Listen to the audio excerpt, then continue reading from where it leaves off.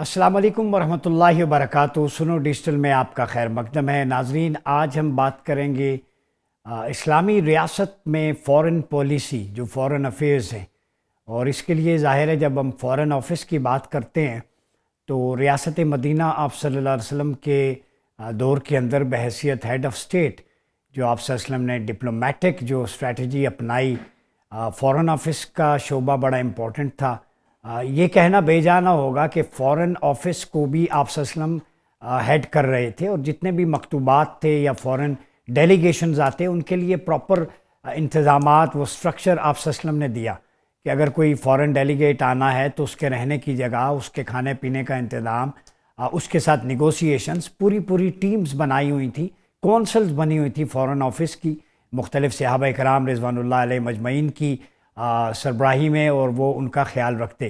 Residents کے لیے الگ کمیٹیز ہوتی تھیں، ان کے کھانے پینے کے لیے، ریفریشمنٹ کے لیے، ان ڈیلیگیٹس کو مسجد نبوی میں لانا عزت و اکرام کے ساتھ، پیسفلی، اس کے لیے کمیٹیز تھیں، اور ان کے ساتھ نیگوسیشنز میں جو لوگ موجود ہوتے تھے کبار صحابہ کرام، پھر ان کی کتابت جو ہے، ان کو رائٹنگز، لیٹرز جو مختلف وفود کو لکھے جاتے، ڈیلیگیٹس کو، سربراہان مملکت کو، مختلف شہنشاہوں کو، تو آپ صلی اللہ علیہ وسلم کے وہ کاتبین جو تھے، جو کاتبان مصطفیٰ صلی اللہ علیہ وسلم کہلاتے، وہ یہ امور انجام دیتے۔ تو اصل میں ہم آج یہ دیکھیں گے کہ فورن پالیسی اس وقت کی کیا تھی، اور پاکستان جو مدینہ ثانی ہے، اس مدینہ ثانی کو مدینہ طیبہ کی فورن پالیسی کے مطابق کن رہنما اصولوں کے تحت ہم آگے بڑھا سکتے ہیں۔ تو جب ہم فورن افیئرس کی بات کرتے ہیں تو قرآن مجید اس حوالے سے ہمارے جو انٹرفیتھ ہارمنی میں بھی بڑی امپورٹنٹ جو کمانڈمنٹ ہے اللہ رب العزت کی، تعالوا الی کلمۃ سواء بیننا و بینکم، تو پیپل آف دا بک جو ہیں ان کو اللہ رب العزت نے یہ کہا کہ مسلمانوں سے کہ انہیں کہیں کہ آئیں ایک کامن چیز پہ جو آپ کے اور ہمارے درمیان مشترک ہے۔ تو کامن گراؤنڈز پہ اکٹھا ہونے کو انکریج کیا گیا اسلام میں، چاہے وہ مختلف کلچرز کے اندر کامن ہوں، فیتھ کے اندر ہوں، یونیورسل ہوں۔ جیسے ٹروتھ از اے کامن، وہ ٹروتھ سچ ہندوازم میں بھی سچ ہے، اسلام میں، کرسچینٹی میں، جوڈائزم میں۔ سوشل جسٹس یہ سب میں کامن ہے، ایکویلٹی سب میں کامن ہے، پیس سب میں کامن ہے۔ تو کامن چیزیں، یہ قرآن کا ایٹریبیوٹ ہے، صفت ہے کہ آپ کامن گراؤنڈ پہ آگے بڑھیں ہیومینٹی کی ویلفیئر کے لیے۔ تو یہ ہے اسلام کا گلوبل آرڈر فارن ریلیشنز، کہ سب کمیونٹیز اور نیشنز کو ساتھ لے کے چلنا۔ یہی وجہ ہے کہ آپ صلی اللہ علیہ وسلم نے جب میثاق مدینہ تشکیل دیا، جس کے 63 آرٹیکل تھے، تو اس میں انکلوسیونیس کی بات ہے، اور جب انکلوسیونیس ہم بولتے ہیں لفظ تو اس کا مطلب ہے ملی ارتباط۔ ملی ارتباط یہ ہے کہ ریاست میں رہنے والی تمام قومیتیں، تمام رنگ و نسل کے لوگ وہ ایک سانچے میں ڈھلے ہوئے ہیں، اور ان کے ریاست کا قانون ہے جو ان سب کو ایکول رائٹس پرووائڈ کرتا ہے، چاہے وہ بلیورز ہیں، نان بلیورز ہیں، کرسچنز ہیں، جیوز ہیں، مسلمز ہیں۔ ڈسکریمنیٹری لاز بالکل بھی نہیں۔ تو 63 آرٹیکلز میں فورن پالیسی کا بھی آپ صلی اللہ علیہ وسلم نے ذکر کیا۔ تو ریاست مدینہ کی جب ہم خارجہ پالیسی کو گہرائی میں دیکھتے ہیں، انسائٹ فل، تو ان آفاقی قواعد و ضوابط اور رسولوں پر مشتمل تھی جو کسی بھی منظم اور جو ہے وہ مہذب ریاست کے ہو سکتے، سویلائزڈ ریاست کے۔ ریاست مدینہ نے امور خارجہ اور دوسرے ممالک کے ساتھ جو تعلقات کے حوالے سے فکری اور نظری بنیادیں جو فراہم کی ہیں، اس کے آگے چل کر بین الاقوامی قانون جو ہے وہ مارز وجود میں ہے۔ تو نیشنز کے درمیان ریلیشن شپ، یاد رکھیں، یہ آپ صلی اللہ علیہ وسلم کی فورن پالیسی کے بعد بلڈ ہوا۔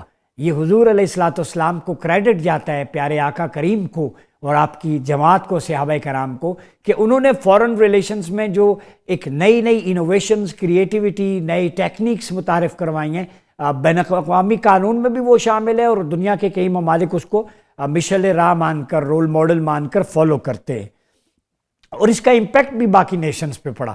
ویسٹرن کلچر میں ہم نے دیکھے ایکیڈیمک آرٹیکلز اس پہ لکھے گئے، بہت سارے اسکینڈینیوین کنٹریز جو ہیں انہوں نے وہ ایٹریبیوٹس لیے آپ صلی اللہ علیہ وسلم کی فورن پالیسی کے، ان کو لے کے وہ آگے ترقی کی راہ پہ نکلے۔ ٹھیک ہے، انٹرنیشنل اگر ہسٹری میں اگر دیکھیں تو بین الاقوامی قانون کے باب میں یونان کی جو شہری ریاستیں تھیں، نیشن سٹیٹس، ان کے ہاں بین الاقوامی قانون سے متعلق دستاویزات کا وجود ملتا ہے۔ ان کا ڈیلفی، ٹریٹی آف ڈیلفی، جو بعد میں ایمپیٹونی آف لیگ کے وجود سے بنا، یہ قانون تھا جس میں بہت ساری چیزیں جو ہیں وہ میثاق مدینہ سے آغاز کی گئیں. لیکن جدید دور میں بین الاقوامی قانون کا آغاز ہوگو گروٹیس، یہ 1583 سے 1645 تک ہوتا ہے. ٹھیک ہے، اس میں انسانی اقدار اور حرمت کا لحاظ جتنا مسلم قانون میں رکھا گیا ہے کسی کا نہیں ہے. مسلمانوں کی فورن ریلیشنز کیا ہے کہ ڈیلیگیٹس کو قتل کرنا منع ہے، سخت سزا ہے اس کی، قاصد کو، ایمبیسڈرز کو ان کی پروٹیکشن ہے.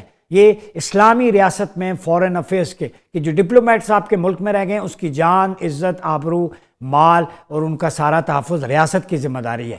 اور اگر ان میں سے کسی کو قتل کر دیا جاتا ہے تو جو ہے وہ اس کے خلاف کارروائی ہوگی، مارنے والے کے خلاف. ٹھیک ہے، اسلامی قانون کی جو جامعیت ہے اس میں اصلاحات سے لے کے تفصیلات تک ہر امر کا احاطہ ہے. پلیج، ٹریٹی، کنوینینٹ پیکٹ جسے میثاق کہتے ہیں، صلح، پیس ٹریٹی، الائنس کی اصطلاحات موجود ہے. معاہدہ سے مراد اگر ہم دیکھیں وہ عقد ہے جو باہمی رضامندی سے طے پائے اور قانون کے مضمرات رکھتا ہو. ٹھیک ہے، اب میثاق مدینہ ایک ایسی معاہداتی دستاویز ہے جس کے ذریعے بین الاقوامی قانون کے تحت دو یا زیادہ ریاستیں باہم تعلقات قائم کر سکتی ہیں یا تعلق قائم کرنے کی کوشش کرتی ہیں. اگر میثاق مدینہ کی مابین ریاستی معاہدی حیثیت انٹرنیشنل ریلیشن شپ اگر فارن پالیسی کا میثاق مدینہ کی روشنی میں دیکھے تو اس کو سیاسی مفکرین نے بھی بیان کیا ہے. Vienna convention on the law of treaty جو 1969 میں کسی ٹریٹی کے معیاری ہونے کو جانچنے کے لیے ہے، اس کے جو اجزاء ہیں وہ ہیں form, preamble, procedure of conclusion of treaty, capacity to conclude a treaty, mode of time of enter into force, period of validation of duration, procedure for amendment or modification, expression of consent to be bound by treaty ground and procedure of termination. ٹھیک ہے، اور principle of pact santa servanda. تو ریاست مدینہ کے معاہدات اور دوسری اقوام و قبائل کے ساتھ جو معاہدات ہیں، دستاویزات، ٹھیک ہے، وہ ہیومن ریلیشن شپ اور میوچل انڈرسٹینڈنگ، رسپیکٹ اور ڈگنیٹی پہ قائم ہے. ٹھیک ہے، اور اس میں جو امپورٹنٹ چیز ہے عملی مظاہرہ ابو جندل اور ابو بصیر کو آپ صلی اللہ علیہ وسلم نے واپس بھیج کے کیا، جو ایگریمنٹس تھے اور ان کے مطابق آپ صلح حدیبیہ کی ہسٹری بھی دیکھ لیں. تو اسلام کے بین الاقوامی قانون جو انٹرنیشنل لا ہے اس کو سیر کے نام سے جانا جاتا ہے، اور امام محمد کی یہ سیر الکبیر ہے جو انٹرنیشنل ریلیشن شپ اور لا پہ بڑی امپورٹنٹ ایک ضخیم کتاب ہے. اس میں نہ صرف ریاست اور ریاست کے تعلقات ہیں بلکہ ان کے درمیان معاملات کو بھی طے کرنا شامل ہے کہ ڈسپیوٹس، ایگریمنٹس میوچل کیسے طے کرنے ہیں. یہ سیر الکبیر نے ڈپلومیٹک افیئرز میں ایم او یوز کیسے سائن ہوتے ہیں، یہ ساری بحث اس میں کی ہے جو آج ایم او یوز میوچل جو ایگریمنٹس میں ہوتے ہیں. ٹھیک ہے، حضور علیہ السلام کے زمانے میں یہ چیز جو تھی جو بڑی امپورٹنٹ تھی کہ فارن ریلیشنز کا بڑا خیال رکھا جاتا تھا. ٹھیک ہے، قرآن مجید میں آپ اگر دیکھیں تو آئی تھنک کہ الانفال میں، التوبہ میں مختلف مقامات پر یہ فارن افیئرس کے بارے میں بات کی گئی ہے. ٹھیک ہے، مثلا میں ایک آیت کوٹ کرتا ہوں سورہ نحل کی، وَأَوْفُوا بِعَهْدِ اللَّهِ إِذَا أَعَدتُّمْ وَلَا تَنقُضُوا الْإِيمَانَ بَعْدَ تَوْكِيدِهَا وَقَدْ جَعَلْتُمُ اللَّهَ عَلَيْكُمْ كَفِيلًا إِنَّ اللَّهَ يَعْلَمُ مَا تَفْعَلُونَ. یہ جناب نحل، سورہ نحل میں ایک جو پیرامیٹر بنتا ہے، جب تم اللہ کا عہد پورا کر دیا کرو تو جو تم عہد کرو جب تم تو قسموں کو پختہ کر لینے کے بعد اسے مت توڑو. ایگریمنٹ جب کر لیا ہے تو اس کو توڑنا، وائلیٹ کرنا جو ہے وہ ڈیوائن کمانڈمنٹ ہے، وہ فاربیڈن ہے. حالانکہ تم اللہ کو اپنے آپ پر ضامن بنا چکے، اللہ خوب جانتا ہے جو تم کرتے ہو. پھر دستور مدینہ و خارجہ تعلقات، پھر امن امان کی ضمانت، guarantee of promotion of peace and security.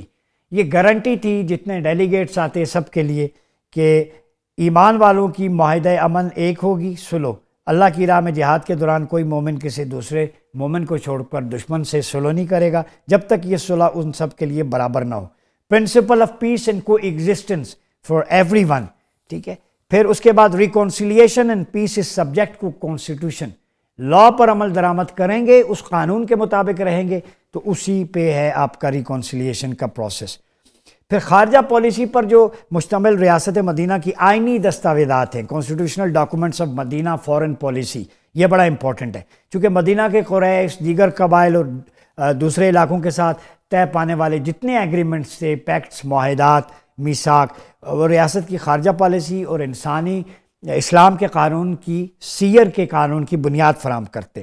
یہاں کچھ معاہداتی دستاویزات، ڈاکومنٹس آف ٹریٹیز کا میں آپ کو متن دیتا ہوں۔ مثلا پہلا ہے معاہدہ حدیبیہ، پھر اہل ہمدان سے آپ صلی اللہ علیہ وسلم کا ایگریمنٹ، کسرائے فارس کے نام آپ کا مکتوب، اسیخ بن عبداللہ کے نام مکتوب، نجاشی کے نام مکتوب، ٹھیک ہے۔